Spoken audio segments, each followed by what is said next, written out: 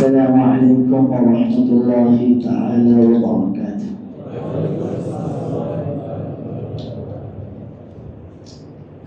الحمد لله وكفى وسلام على عباده الذين اصطفى. أما بعد فأعوذ بالله من الشيطان الرجيم. بسم الله الرحمن الرحيم. يا أيها الرسول بلغ ما أنزل إليك من ربك وإن لم تفعل فما بلغت رسالته والله يعصمك من الناس إن الله لا يهدي القوم الكافرين. وقال رسول الله صلى الله عليه وسلم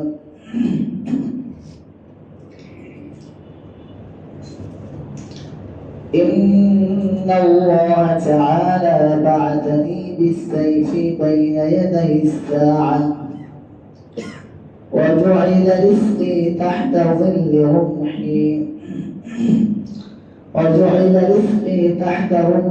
أو ظل رمحي وجعل الذل والصغار على من خالفني.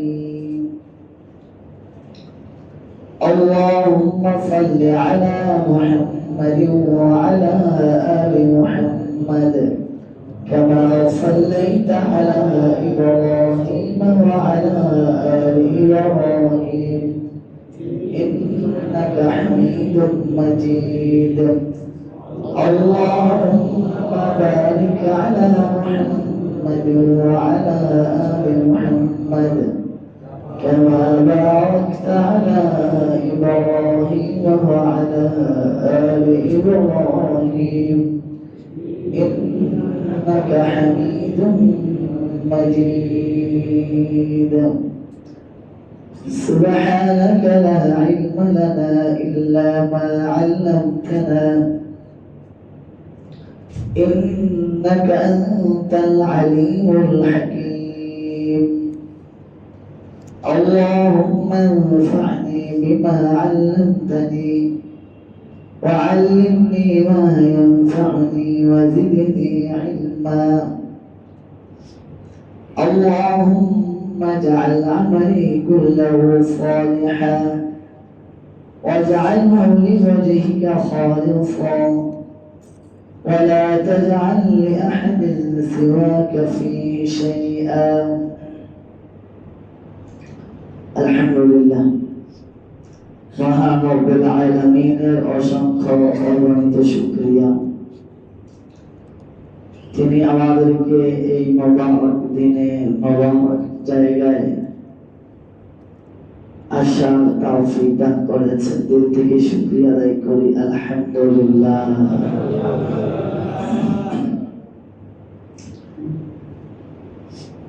আল্লাহ সুবহানাহু ওয়া তাআলা আমাদেরকে অসংখ্য অগণিত নিয়ামতের মধ্যে ডুবে রেখেছেন। যত নিয়ামত আমরা ভোগ করি, যত নিয়ামত আল্লাহ তাআলা আমাদেরকে দিয়েছেন, তার মধ্যে সবচেয়ে গুরুত্বপূর্ণ, জরুরি এবং বড় নিয়ামত হলো ঈমানের নিয়ামত।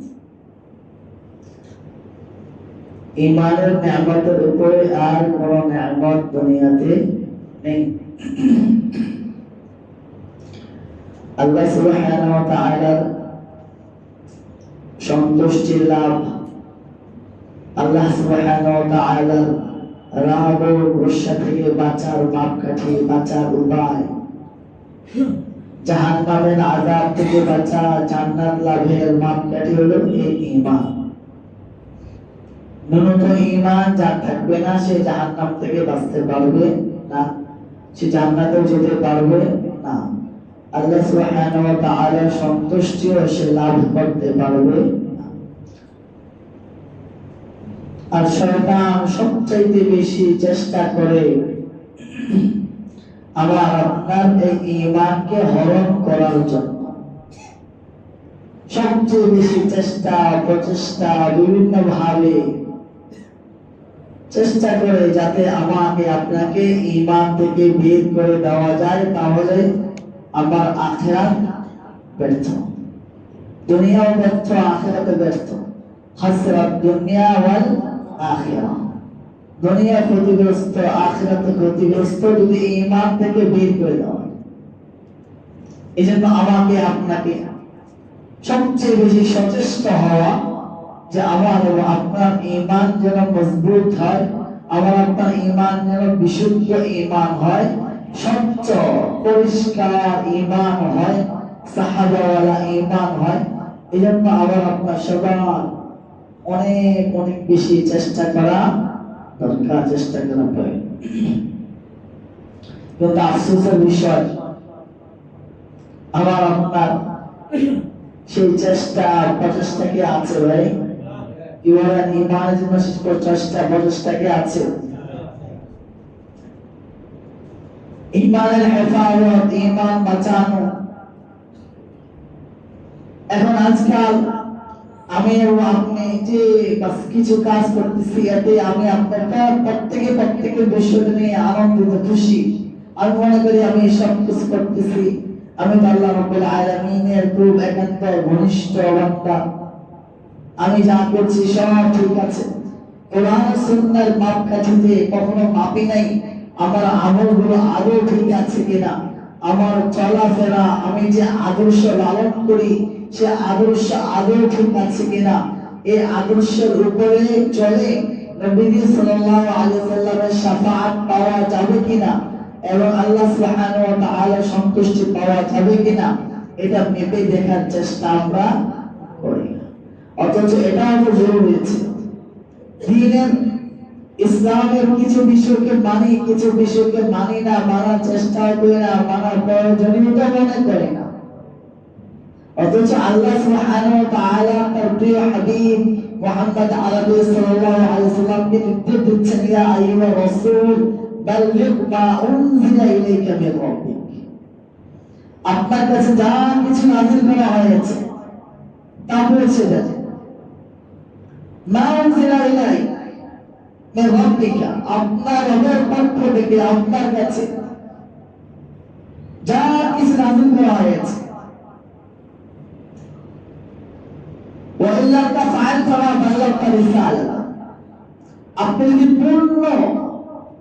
পরিপূর্ণ যা আল্লাহ তাআলা পাঠিয়েছেন, আপনার কাছে পাঠিয়েছেন, সেগুলো তাবলীগ না করেন, তাহলে আপনি আপনার দায়িত্ব অবহেলা করবেন, দায়িত্ব সম্পূর্ণ আদায় করবেন না, আপনার রিসালাতের দায়িত্ব আপনি সম্পূর্ণ করবেন না। ওয়াইল্লা তাফআল ফামা বাল্লাগতা রিসালাতা,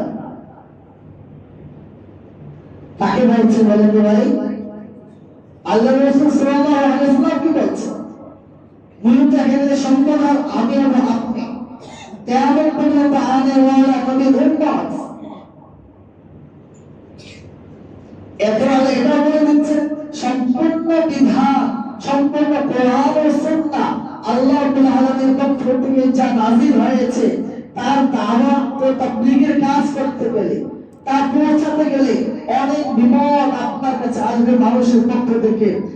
ওয়াল্লাহু ইয়াসিমুকা মিনান নাস, আর আল্লাহ আপনাকে মানুষদের থেকে হেফাজত করবে। কে হেফাজত করবে বলেন ভাই? আল্লাহ সুবহানাহু ওয়া তাআলা। আল্লাহু ইয়াসিমুকা মিনান নাস। বাধা আসবে, বাধা আসলেই যে হেফাজতের প্রয়োজন, কি বলেন? বাধা ছাড়া কি হেফাজতের প্রয়োজন আছে? বাধা আসলেই যে হেফাজতের খুব বেশি আসবে। তো কিছু মানলাম না, মানার চেষ্টাও করলাম না, পূর্ণ ইসলামটা যে কি সেটাও জানি না, আমি করি না, আরেকজনে করে, সেটা আমি সমর্থন করি না, সেটা আমি ঘৃণা করি, এটা ইসলাম নাকি? তাহলে এই ঈমান নিয়ে যদি আমি মারা যাই, তাহলে আমার রব্বুল আলামিনের আযাব ও গজব থেকে বাঁচা কঠিন। আল্লাহ। আজকে সারা পৃথিবীতে কত মুসলমান আছে, কিন্তু সত্যিকার অর্থে প্রকৃত মুসলিম বাংলাদেশে আমরা দাবি করি 80%, 90%, 95% দাবি করে মুসলিম, কিন্তু আদৌ সত্যিকার মুসলিম কতজন আছে বলে? কত পার্সেন্ট মুসলিম পাওয়া যাবে আদৌ সত্যিকার মুসলিম? সে হাকিকি প্রকৃত মুসলিম কত পার্সেন্ট পাওয়া যাবে? এই পার্সেন্ট অনেক কম, অনেক কম। তো আমাদের আপনাকে প্রকৃত মুসলিম হওয়ার জন্য চেষ্টা করতে হবে, প্রকৃত ঈমান ওয়ালা ঈমানদার হওয়া। ঈমানের পথে চলতে গেলে বাধা আসবে, কিন্তু আমাকে আপনাকে শত বাধা বিপত্তি উপেক্ষা করে ঈমানের উপর অটল অবিচল থাকতেই হবে। এটা আমার আপনার জন্য জরুরি। আর যে শত বাধা, হাজারো বাধা বিপত্তি উপেক্ষা করে ঈমানের উপরে অটল অবিচল থাকবে, সেই হলো সফল। এটাই হলো মহা সফলতা। এটা রব্বুল আলামিনের পক্ষ থেকে ঘোষণা এসে পড়েছে। একটু কষ্ট করে সহ্য করতে পারবে না, ঈমান থেকে দূরে সরে যাবে, এটা সফলতা না। দুনিয়ার সফলতা সফলতা না, বরং কোরআন ও সুন্নাহর উপরে, ঈমানের উপরে অটল অবিচল থাকার নামেই হলো সফলতা। দুনিয়াতে আরাম আয়েশ, সময় আমাকে ভালোবাসে, অনেক পদ পদবি, অনেক ক্ষমতা আমার, কিন্তু কোরআন ও সুন্নাহ আমার মধ্যে নাই, ইসলাম আমার মধ্যে নাই, মুসলমানিত্ব আমার মধ্যে নাই, তাহলে এটা কখনো সফলতা হতে পারে না। এজন্য আমাকে আপনাকে সত্যিকার ঈমানদার হতে, ঈমান ওয়ালা হওয়ার জন্য চেষ্টা করতে হবে। দেখেন, আমরা পিছনের জীবনগুলোতে আলোচনা করে আসছিলাম জিহাদের বিষয় নিয়ে। কোরআনে কারীমে আল্লাহ তাআলা বলেছেন যে আল্লাহ তাআলা নবীকে কেন পাঠিয়েছেন? হুয়াল্লাযী আরসালা রাসূলাহু বিল হুদা ওয়া দীনিল হক লিইয়ুযহিরাহু আলা দ্বীন কুল্লিহি। আল্লাহ তাআলা তার প্রিয় হাবিবকে দুনিয়াতে পাঠিয়েছেন হেদায়েত এবং সত্য দ্বীন নিয়ে। কেন? লিইয়ুযহিরাহু আলা দ্বীন কুল্লিহি, ইসলামকে সমস্ত বাতিল ধর্মের উপরে বিজয়ী করার জন্য, গালিব করার জন্য। লিইয়ুযহিরাহু আলা দ্বীন কুল্লিহি, ইসলাম সমস্ত বাতিল আদিয়ানের উপরে, দ্বীনের উপরে, বাতিল ধর্মের উপরে ইসলাম তাকে বিজয়ী ধর্ম, ইসলাম তাকে পাওয়ারদায়ক ধর্ম, ইসলাম থাকবে।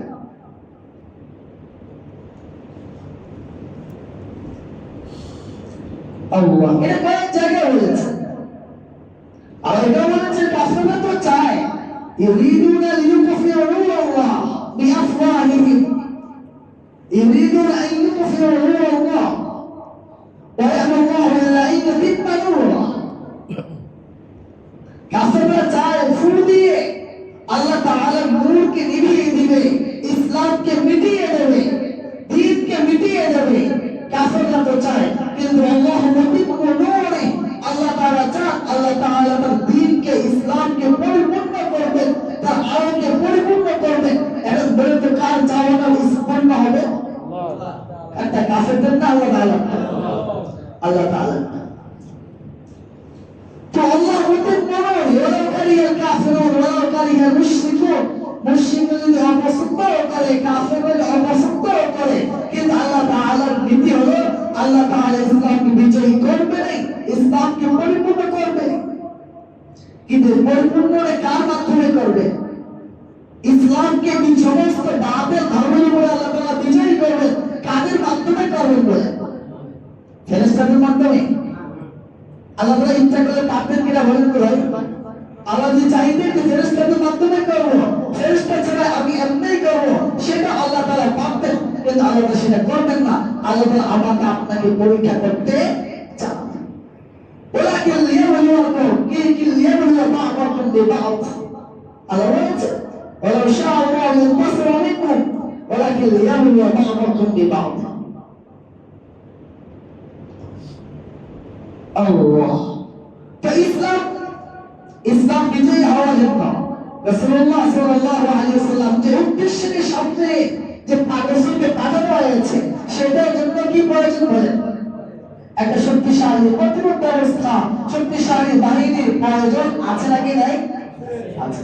আপনি ইসলাম বিজয়ী করবেন, আল্লাহ বলেছে কাফেররা অপছন্দ করলেও মানে কি কাফের আপনাকে বাধা দিবে, প্রতিরোধ করবে, তারা আল্লাহর জমিনে ইসলাম প্রতিষ্ঠা করতে, ইসলামী কাজ, ইসলামী নিজাম, ইসলামী ব্যবস্থা, ইসলামী শাসন ব্যবস্থা প্রতিষ্ঠা করতে কখনো কাফের, মুনাফিক, নাস্তিক, মুরতাদরা সুযোগ দিতে চাইবে না। একদিন সুযোগ কি তারা দিতে চাইবে না? আমরা চুপ করে বসে থাকবো, এটা কি ইসলাম বলে? না, তারা সুযোগ দিতে চাইবে না। এই সুযোগ আমাকে আপনাকে যেভাবে গ্রহণ করতেই হবে। আল্লাহর জমিনে আল্লাহর নবীকে পাঠানোর যে উদ্দেশ্য, সেই উদ্দেশ্য আমাকে আপনাকে বাস্তবায়ন করতেই হবে। তাহলে আমি এবং আপনি আল্লাহ রাসূলের সত্যিকার অনুসারী হতে পারবো। অন্যথায় কি বলে? ইয়া আল্লাহ, অন্যথায় কি আমরা যদি আকিদা করতে না পারি তাহলে আমার আপনার কপালে লাঞ্ছনা, অবমাননা, অপদস্থতা আমার আপনার কপালে আছে। কোরআনে রাসূল করিম সাল্লাল্লাহু আলাইহি ওয়াসাল্লাম বলেছেন, ইন্নাল্লাহা বা'আথানি বিসাইফ বাইনা দাইসা, আল্লাহ আমাকে পৃথিবী কিয়ামতের পূর্বে তরবারি দিয়ে পাঠিয়েছেন। এরপর ওয়াজআল যুল্লা ওয়াস-সালাওয়া আলা মান খালাফানি, যে আমার বিপরীত করবে, আমার এই নীতি, আমার এই আদর্শগুলো মানবে না, তাদের জন্য রয়েছে লাঞ্ছনা, অবমাননা, অপদস্থতা। অন্য হাদিসে নবী সাল্লাল্লাহু আলাইহি ওয়াসাল্লাম বলেন, ইযা তাবায়াতুম বিল ঈনা ওয়া আখাযতুম আযনাব আল বাকর ওয়া রাদিতুম বিজ-যার'i ওয়া আখাযতুম আযনাব আল বাকর ওয়া রাদিতুম বিজ-যার'i ওয়া তারাকতুম আল জিহাদ সাল্লাল্লাহু আলাইকুম যুল্লান লা ইয়ানজি'ুহু। যখন তোমরা ঈনা আলামকে সুদি কারবারে জড়িয়ে পড়বে, ওয়া রাদিতুম বিজ-যার'i ওয়া আখাযতুম আযনাব আল বাকর, অর্থাৎ কৃষি কাজ এগুলোর মধ্যে ব্যস্ত হয়ে পড়বে, দুনিয়া নিয়ে ব্যস্ত হয়ে যাবে, অতাওয়াক্কুল জিহাদ, আর জিহাদ ছেড়ে দেবে, সাল্লাল্লাহু আলাইকুম যুল্লান, আল্লাহ তাআলা তোমাদের উপর লাঞ্ছনাকে চাপিয়ে দেবে। কে বলেছেন বলেন তো ভাই? নবী সাল্লাল্লাহু আলাইহি ওয়াসাল্লাম বলেন, তোমরা জিহাদ ছাড়বা, আল্লাহ তাআলা তোমাদের উপর লাঞ্ছনাকে চাপিয়ে দেবে। লা ইয়ানজিউহু, এই লাঞ্ছনা কখনো দূর হবে না যতক্ষণ তোমরা আবার তোমাদের দ্বীনের দিকে ফিরে আসো।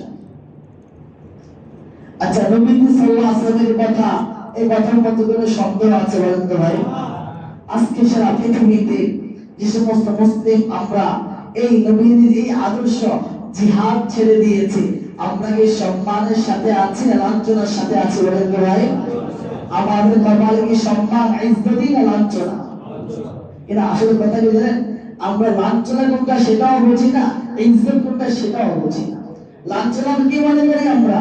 ইজ্জতই মনে করি। ওই গোলামের জিন্দেগি যাপন করতে করতে এবং অসল লাঞ্ছনা, অপদস্থতা, এটা তো আমরা কি মনে করি? সম্মানে। যদি সম্মানের জিন্দেগি পেতে চাই, ইজ্জতের জিন্দেগি পেতে চাই, অপদস্থতা, লাঞ্ছনা থেকে বের হয়ে আসতে চাই, তাহলে আমার আপনাদের জরুরি হবে কি এই জিহাদের পথ আঁকড়ে ধরা, এর কিতালের পথ আঁকড়ে ধরা। আল্লাহ তাআলা কোরআনে কারীমে যেখানে জিহাদের আলোচনা হয়েছে, সেখানে নিফাকের, মুনাফিকের আলোচনা হয়েছে।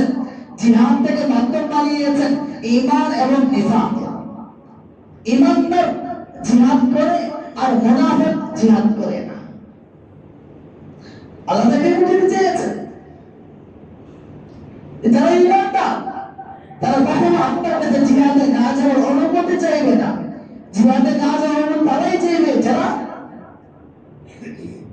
ইন্নামা ইয়াস্তাযিনুকা আল্লাযীনা লা ইউমিনুনা বিল্লাহি ওয়াল ইয়াউমিল আখির ওয়া তারাত কুলুবুহুম ফাহুম ফি রাইবিহিম ইয়াতারাদ্দাদুন।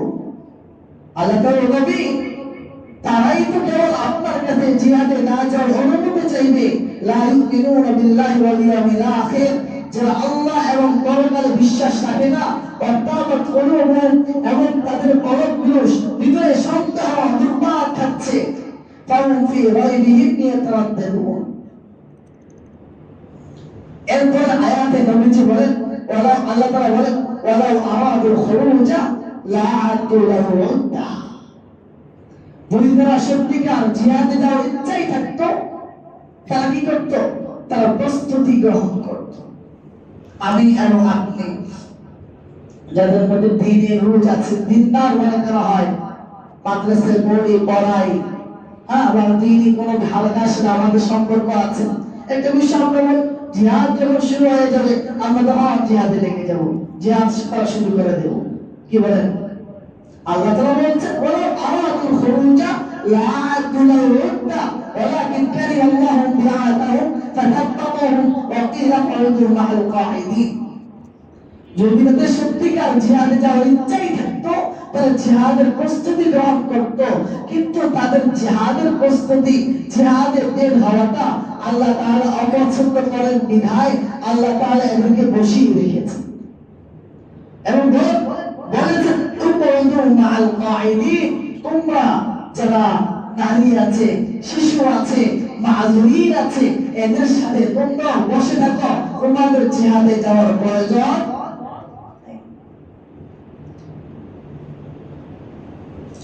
আল্লাহু আকবার। দেখেন এই জিহাদকে কোরআনে কারীমে আল্লাহ তাআলা আমার মা, বাবা, স্ত্রী, সন্তান সবার চাইতে বেশি মহব্বত করতে বলা হয়েছে। আল্লাহ বলেন, কানা আবাউকুম ওয়া আবনাউকুম ওয়া ইখওয়ানুকুম ওয়া আজওয়াজুকুম ওয়া আশীরাতুকুম ওয়া আমওয়ালুন তারাফতুমুহা ওয়া তিজারাতুন তাখশাউনা কাসাদাহা ওয়া মাসাকিন তারদাউনাহা আহাব্বা ইলাইকুম মিনাল্লাহি ওয়া রাসূলিহি ওয়া জিহাদুন ফি সাবিলিহি ফাতারাব্বাসু হাত্তা ইয়াতি আল্লাহু বিআমরিহি। এটা আল্লাহ বলেন, তোমাদের বাবা মা, তোমাদের সন্তান সন্ততি, তোমাদের ভাই ব্রাদার, তোমাদের স্ত্রী, আত্মীয় স্বজন, তোমাদের কামাইকৃত সম্পদ, ব্যবসা বাণিজ্য, তোমাদের বাসস্থান, অবস্থান, পদ পদবী, বাসস্থান ইত্যাদি, এগুলো যদি তোমাদের কাছে আহাব্বা ইলাইকুম মিনাল্লাহ ওয়া রাসূলিহি ওয়া জিহাদিন ফি সাবিলি, আল্লাহ, আল্লাহর রাসূল এবং আল্লাহর রাস্তায় জিহাদ করার চাইতে বেশি প্রিয় হয়, ফাতারাব্বাসু হাত্তা ইয়াতি আল্লাহু বিআমরি, তোমরা আল্লাহ তাআলার পক্ষ থেকে আযাব ও গজব আসার অপেক্ষা করতে থাকো। কোথায় করে চিন্তা করে যে আমি এবং আপনাদের দিলে হাত দিয়ে বলি তো, এই যে জিনিসগুলো কথা বলা হয়েছে, আল্লাহ, আল্লাহ রাসূল এবং জিহাদ ফি সাবিলিল্লাহ, কি এগুলো চাইতে কি আমি এই তিনটাকে বেশি ভালোবাসি? একে তিনটা চাইতে এগুলো ভালোবাসা আমার অন্তরে বেশি। আল্লাহ চাইতে আমি আমার মা, আমার ভাই বোন ইত্যাদি, আল্লাহ ভালোবাসা চাইতে ভালোবাসা বেশি, রাসূলের ভালোবাসা চাইতে এদের ভালোবাসা বেশি, জিহাদের ভালোবাসা চাইতে এদের ভালোবাসা বেশি। তাহলে আল্লাহ বলছেন, তুমি আযাবের অপেক্ষা করতে থাকো। আযাব মানে কি? আসমান থেকে আযাব নাযিল হবে, কি বলে? আযাব মানে এটা না ভাই, আযাব মানে এটা যে কোনো আযাব হতে পারে, হয়তো আসমান থেকে দুর্ভিক্ষ আসলে হতে পারে, অথবা আমার শারীরিক, আমার এমন রূপ দিয়ে আল্লাহ আক্রান্ত করে দিলেন, অথবা এমন বিপদ দিয়ে আক্রান্ত করে দিলেন যা আমি অনুভব করতেই পারবো না। আযাব চলে আসবে আল্লাহর পক্ষ থেকে। এ আল্লাহ, এই জন্য ভাই কত জিহাদের কথা বলছি, বলে খারাপ লাগতেছে আমাদের কাছে, কি বলে? হ্যাঁ, খারাপ লাগতেছে। আচ্ছা, আপনাদের চেহারায় বলে মনে হয় খারাপ লাগতেছে, এরপর জিহাদ করা কি প্রয়োজন, কি বলেন নাকি? কোরআনে কারীমে সবচেয়ে বেশি যে আলোচনা হয়েছে সেটা কোন বিষয় বলেন তো ভাই? জিহাদ। আল্লাহ যে বিষয়টা বেশি আলোচনা করেছেন, আমরা আলোচনা করতে কোনো সমস্যা আছে কি বলেন? সমস্যা আছে? খারাপ লাগে? খারাপ লাগতেই পারে। যদি খারাপ লাগে বুঝতে হবে কি সমস্যা? আলোচনার সমস্যা না ঈমানের সমস্যা? কি বলেন, কিসের সমস্যা? ঈমানের সমস্যা।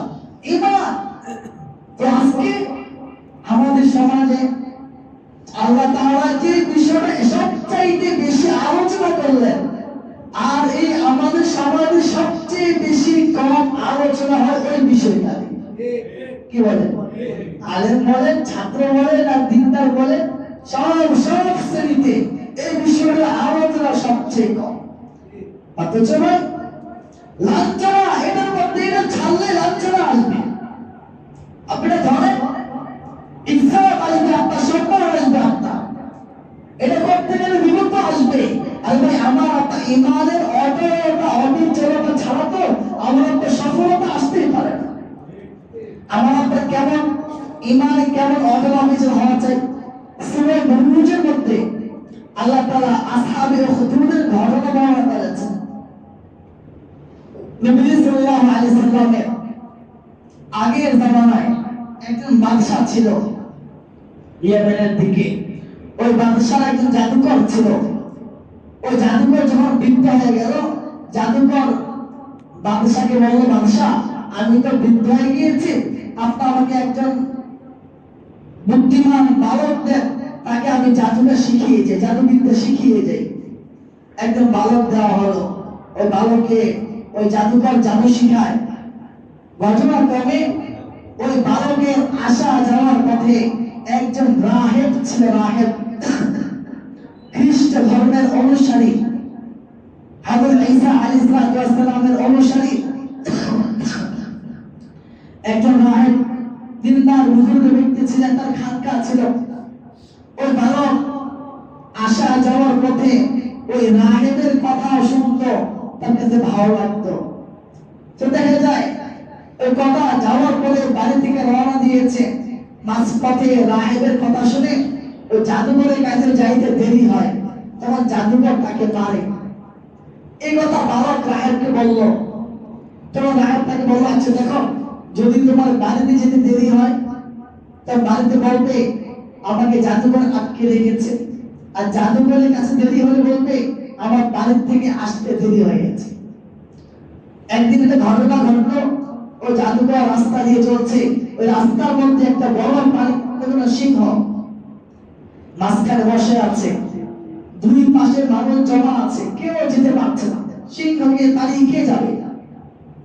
তখন ওই বালক চিন্তা করলো যে আজকে আমি পরীক্ষা করব, কে সত্য, রাহেব সত্য নাকি জাদুকর সত্য। তখন সে একটা পাথর নিয়ে আল্লাহ তাআলাকে বলল, আল্লাহ যদি ওই রাহেবের বিষয়গুলো সত্য হয় তাহলে আমি এই একটা পাথর আঘাতে যেন এই সিংহটা মারা যায় এবং মানুষ আসা যাওয়া করতে পারে। এটা বলে সে পাথরটা পানিকে মারলো, সাথে সাথে পানিটা পড়ে গেল। সুবহানাল্লাহ, কি বলে নিশ্চিত হয়ে গেল। তখন মানুষ আশ্চর্য হয়ে গেল, মানুষ আশ্চর্য হয়ে গেল। সবাই তার থেকে আসে, অন্ধ, কুষ্ঠরোগী ইত্যাদি বিভিন্ন জটিল জটিল রোগের চিকিৎসার জন্য, পানি পড়ার জন্য, ঝাড় ফুঁকের জন্য ওই বালকের কাছে আসে। বালক ঝাড় ফুঁক দেয়, ওই লোক সুস্থ হয়ে যায়, পানি পড়া দেয়, সুস্থ হয়ে যায়। এভাবে ছড়িয়ে পড়েছে। ওই বালক এসে রাহেবকে ঘটনা বলল। তখন রাহেব বলল, তুমি তো আজকে থেকে আমার থেকে উত্তম হয়ে গিয়েছ, বাকি এখন তুমি অবশ্যই কি হবে, পরীক্ষার সম্মুখীন হও। তাকে বলল, বালককে বলল, তুমি যদি পরীক্ষার সম্মুখীন হও কোনোভাবে আমার নামটা বলিও। এভাবে যখন তার নাম যশ ছড়িয়ে পড়েছে বিভিন্ন দিকে, যে বালকের মাধ্যমে সুস্থ হয়ে যায়। বাদশাহ দরবারে এক কর্মচারী ছিল অন্ধ, সে অনেক উপহার উপঢৌকন নিয়ে ওই বালকের কাছে এসে বলল, বালক এই জায়গায় না দেখতে পাচ্ছ, উপহার উপঢৌকন এগুলো সব তোমার জন্য, তুমি যদি আমাকে সুস্থ করে দিতে পারো। বালক বলল, আমি সুস্থ করতে পারি না, সুস্থ করেন তো আমার আল্লাহ। তুমি যদি আল্লাহর উপরে ঈমান আনো, আমি তোমার জন্য দোয়া করলে আশা করি আল্লাহ তাআলা তোমাকে সুস্থ করে দিবেন। ওই রাজ দরবারে কর্মচারী আল্লাহর উপরে ঈমান নিয়ে আসলো, বালক তার জন্য দোয়া করলো, ওই রাজ দরবারে কর্মচারী চোখ ভালো হয়ে গেল। সুবহানাল্লাহ। এরপরে নিচে রাজ দরবারে গেল, যাও ভাই বাদশা আসলো, কি বাবা অন্ধ তুমি আজকে চক্ষুষ্মান, কে তোমাকে ভালো করলো, কে ভালো করলো? সে বলল যে আমার আল্লাহ আমাকে সুস্থ করে দিয়েছে।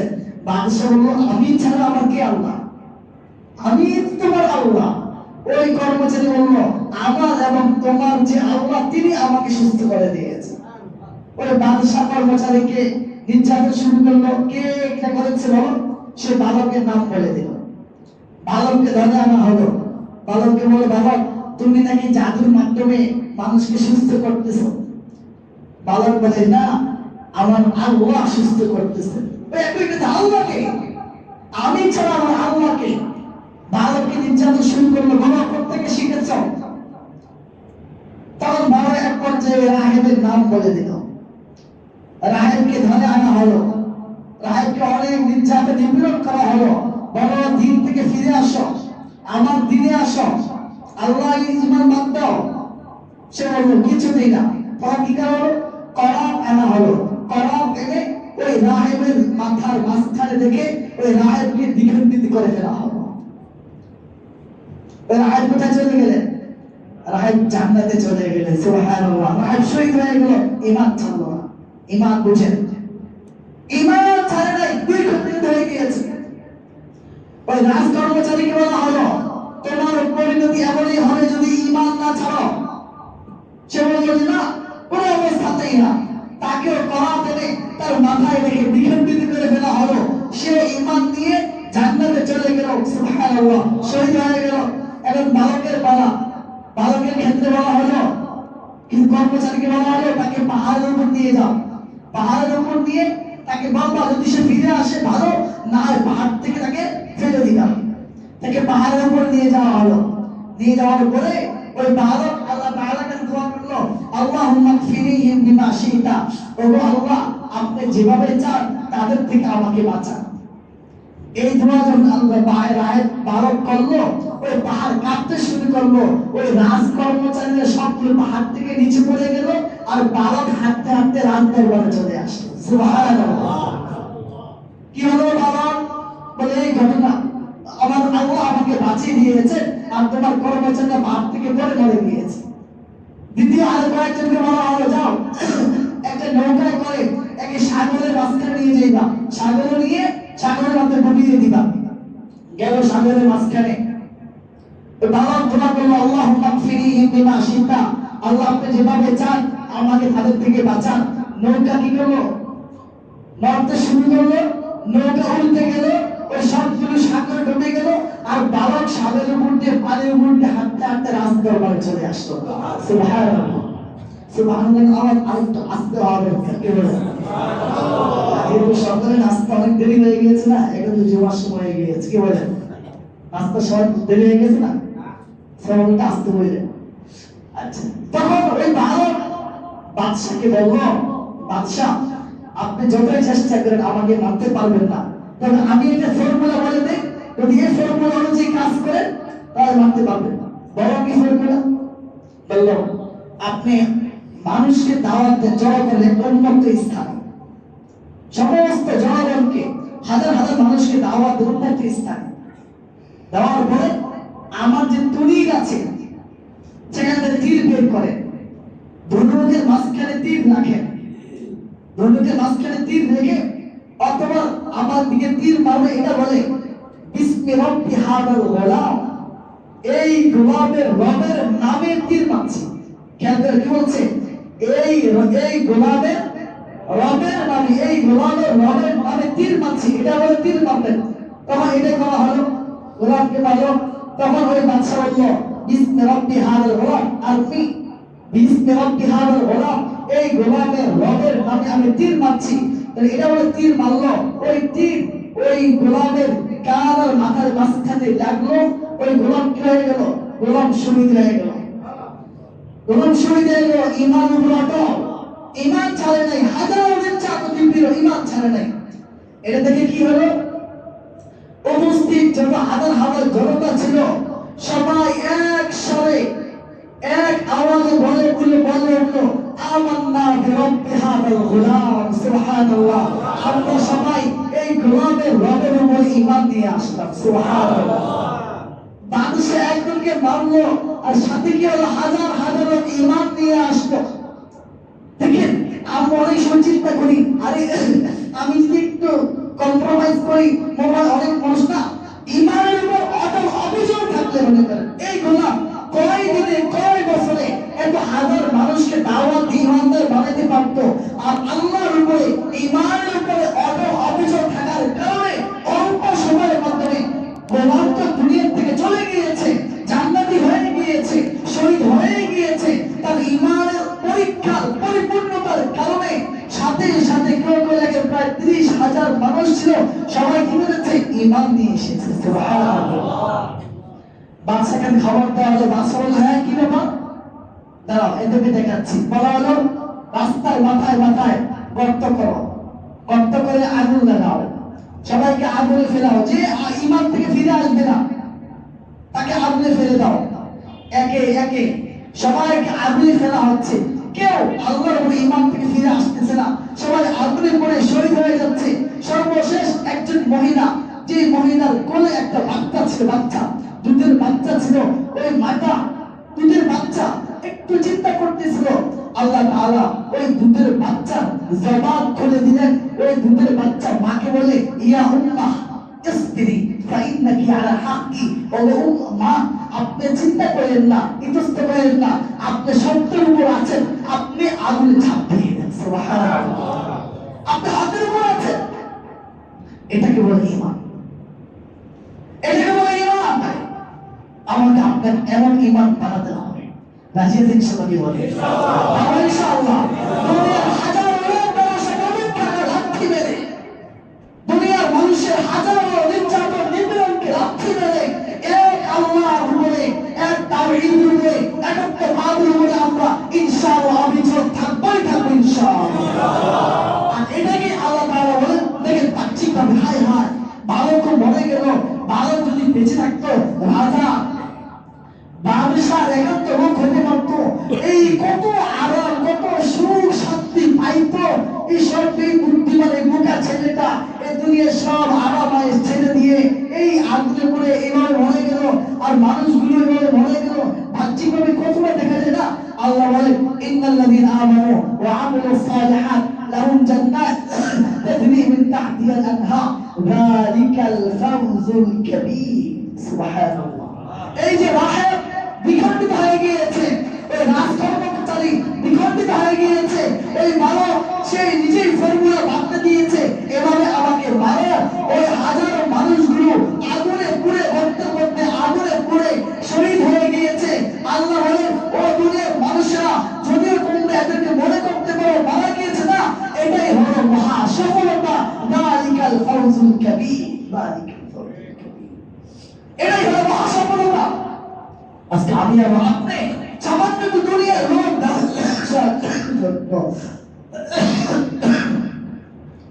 ঈমানকে ছেড়ে দেই, দুনিয়ার লোক ব্যবসার জন্য, দুনিয়ার পরিবারের জন্য আমরা ঈমান ছেড়ে দিই, ইসলামের সাথে দ্বীনের সাথে তামাশা করতে থাকি।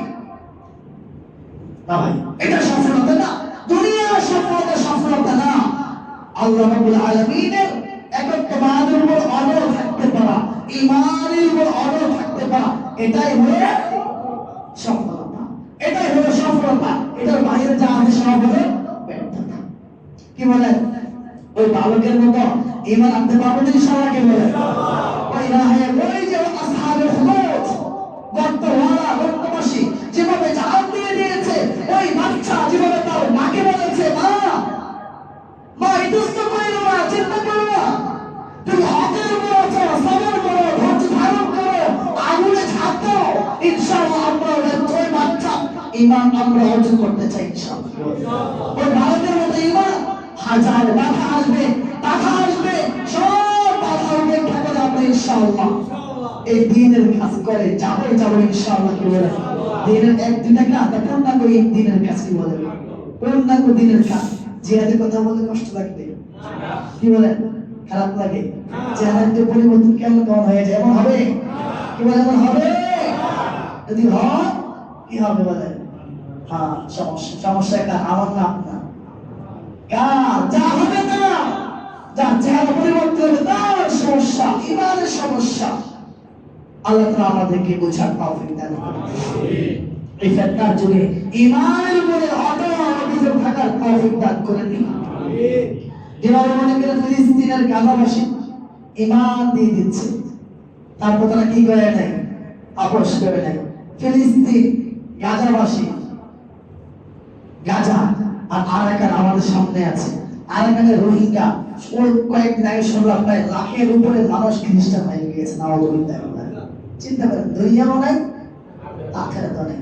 গাজাবাসী হয়তো খাবার নাই, দুনিয়া যাচ্ছে, কিন্তু যালিকাল ফাউজুল কাবীর, ঈমানদার হয়ে শাহীদ শহীদ হয়ে যাচ্ছে, শাহাদাত বরণ করছে। এটা ব্যর্থতা না, এটা সফলতা। চোখে আঙ্গুল দিয়ে দেখে দিচ্ছে আমাকে আপনাকে। ঈমানের বদল থাকার নামে হবে সফলতা। আল্লাহ তাআলা আমাদের সকলকে বুঝার তৌফিক দান করুন। গাজাবাসী তো আমরা ভুলে গিয়েছি, কি বলেন? ফিলিস্তিনের গাজাবাসী মানসিকতা থেকে মনে আছে আমাদের, আপনাদের আছে? কিভাবে আছে বলেন তো ভাই? দোয়া করি আমরা, ব্যক্তিগতভাবে দোয়া করি। আলহামদুলিল্লাহ, বলুন তো আলহামদুলিল্লাহ। কয়জন? আগে তো আমরা কিন্তু মাঝে মধ্যে একটু ভালোবাসা হাদিয়া পাঠাতাম, এখন তো সেটা পাঠানোর সুযোগ হয় না, কি বলেন? সুযোগ হয়, ভুলিয়ে তো গিয়েছে। আমরা 2 দিন আগে কিছু টাকা পাঠিয়েছিলাম, প্রায় 72-73 হাজার টাকার মতো পাঠিয়েছেন। আলহামদুলিল্লাহ, আপনারা যদি ইনশাআল্লাহ এগিয়ে আসেন আবার ইনশাআল্লাহ পাঠাতে পারবো ইনশাআল্লাহ। এই গতকালকেও আমাকে ফিলিস্তিন থেকে একজন নক দিচ্ছে আমার হোয়াটসঅ্যাপে। এই সপ্তাহে তার 3-4 জন নক দিচ্ছে, এদের প্রয়োজন। আমি কি করবো বলেন? এদের যে নক দেয়, উত্তর দেওয়ার মতো অবস্থা আমার নাই। বাস্তবতা যেটা বলছি, উত্তর দেওয়ার মতো অবস্থা আমার নাই। তারা মনতে কি জন্য মনতে বলেন তো? লেখে দেবে অবস্থা, কোন অবস্থা, আমি কি করবো? আপনারা এগিয়ে আসবেন সবাই, কি বলেন ভাই? সবাই বলেন না সবাই একটু জোরে বলেন ইনশাআল্লাহ। ভাই ইনশাআল্লাহ আল্লাহ তাআলা আমাদেরকে তা বোঝার এবং আমল করার তৌফিক দান করুন। আমিন ওয়া আখিরু দাওয়ানা আলহামদুলিল্লাহি রাব্বিল আলামিন।